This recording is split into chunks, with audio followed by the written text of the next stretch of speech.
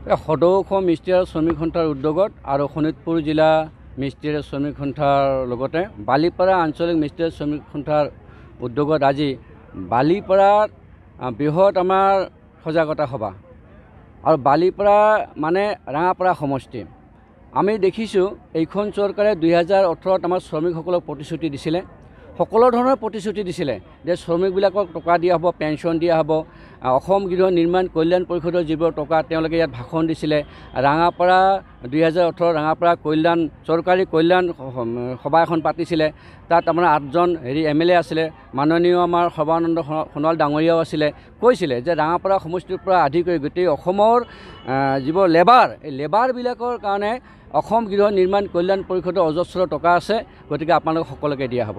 আমি হাজাৰ 50,000ৰো অধিক শ্ৰমিক ৰাঙাপাৰাত আমাৰ কল্যাণ দিৱসত আমি উপস্থিত কৰাইছিলোঁ।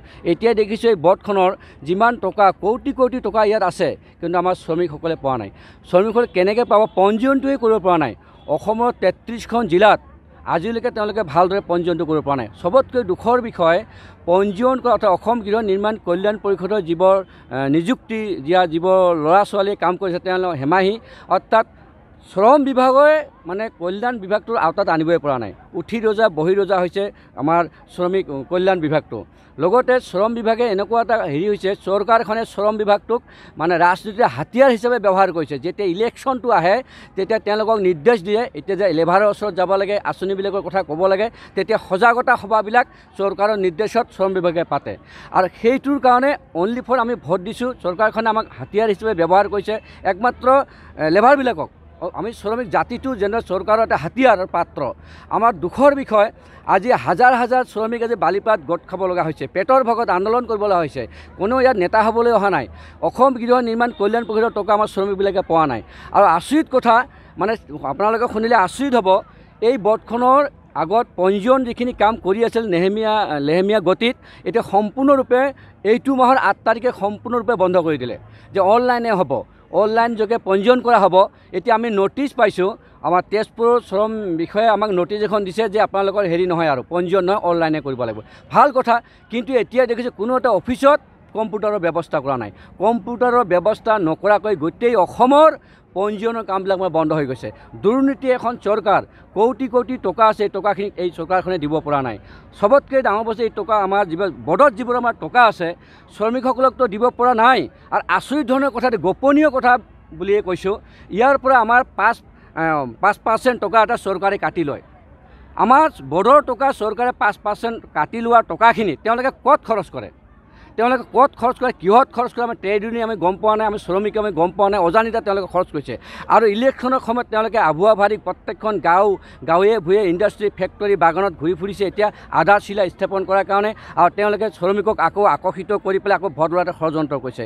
আমি আহ্বান, এই যেতিয়ালৈকে চৰকাৰখনে শ্ৰমিকসকলক প্ৰাপ্য দিব নোৱাৰে, তেওঁলোকক শ্ৰম বিভাগক নাকি লৰাব নোৱাৰে, আৰু আমাৰ বৰ্ডখনক নাকি ল'ব নোৱাৰে, শ্ৰমিকৰ যিখিনি আমাৰ পঞ্জীয়ন কৰিব নোৱাৰে, সুবিধাবিলাক যেতিয়ালৈকে দিব নোৱাৰে, অজস্ৰ টকা থকাৰ অৱস্থাতো আমাক একমাত্ৰ শ্ৰমিক জাতিটোক হাতিয়াৰ হিচাপে ব্যৱহাৰ কৰে ৰাজনীতিৰ কাৰণে।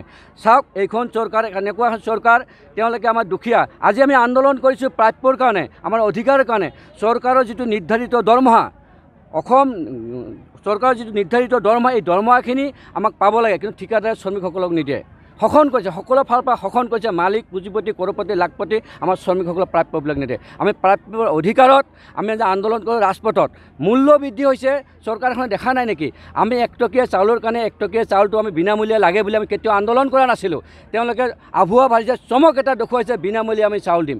বিনামূলীয়া চাউল দিছে, 50 টকা কেৰাচিন, 1 লিটাৰ কেৰাচিন তেলৰ দাম। বিনামূলীয়া চাউল দিছে তেওঁলোকে, এতিয়া 150 টকা মিঠাতেল। বিনামূলীয়া চাউল দিছে তেওঁলোকে 40 টকা আলু। বিনামূলীয়া চাউল দিছে তেওঁলোকে 60 টকা পিঁয়াজ। আগন্তুক দিনত আমি দাৰিদ্ৰতাৰ সীমাৰেখা তলত খাটি খোৱা শ্ৰমিকসকলক তেওঁলোকে আমাক ভাতে মাৰিলে, তেওঁলোকে আমাক মিছা কথা ক'লে। গতিকে আগন্তুক দিনত আমি এনেকুৱা এটা পৰ্যায়লৈ আমি গৈছোঁ, যাৰ ফলত আজি হাজাৰ মানুহ ওলাই আহিছে। আমি চৰকাৰখনক সকিয়নি দিছোঁ, আমি এইখন চৰকাৰ যেতিয়ালৈকে তেওঁলোকে মিছলীয়া কথাবিলাক নক'ব, মানুহৰ মাজত যেতিয়ালৈকে তেওঁ নাহিব, শ্ৰমিকে যেতিয়ালৈকে প্ৰাপ্য নাপাব, এইখন চৰকাৰক আমি প্ৰত্যুত্তৰ দিয়াৰ কাৰণে বাধ্য হৈ আছোঁ। 2021ত আমি এইখন চৰকাৰৰ দুৰ্নীতি গণ্ডিসমূহ ভাঙি চিঙি চুৰমাৰ কৰি এক সুস্থ সবল মানৱ সমাজ গঠন কৰাৰ কাৰণে বিবেক ভোটেৰে আমি চিন্তা কৰিম কাক ভোট দিব লাগে। আমি সংগঠিত হৈ আছোঁ।